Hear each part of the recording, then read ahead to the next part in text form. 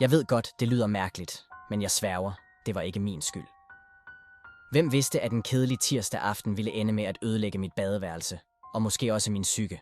Det startede med, at jeg lavede chili con carne til aftensmad.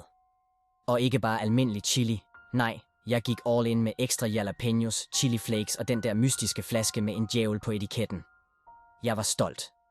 Min kæreste nægtede at smage, men jeg skulle vise hende, hvem der kunne håndtere stærk mad. Timerne gik, og jeg kunne mærke, at min mave begyndte at rumle. Ikke en almindelig rumlen. Det her var som lyden af et jordskælv i slow motion. Jeg ignorerede det og gik i seng. Klokken 02:17 vågnede jeg med sved på panden. Toilettet kaldte. Jeg sprintede derud, satte mig og... Det var som en eksplosion. Ikke bare en almindelig eksplosion. Nej, en apokalyptisk eksplosion. Det føltes som om toilettet kæmpede imod mig.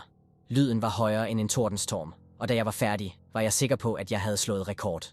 Men så skete det. Toilettet begyndte at brumme. Ikke sådan en almindelig brummen, det lød som et vredt dyr. Vandet boblede, og pludselig sprøjtede en stråle lige op i ansigtet på mig. Jeg skreg. Og så eksploderede det, bogstaveligt talt. Vand, papir og ting, som jeg ikke engang vil nævne, fløj rundt i hele badeværelset. Jeg prøvede at løbe ud, men jeg gled i noget, jeg ikke vil beskrive. Da jeg endelig kom ud, ringede jeg efter hjælp. Blikkenslageren kom næste morgen og kiggede på kaoset.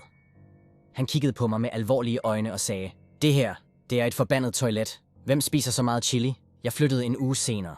Jeg hører stadig brummen fra toilettet i min mareridt.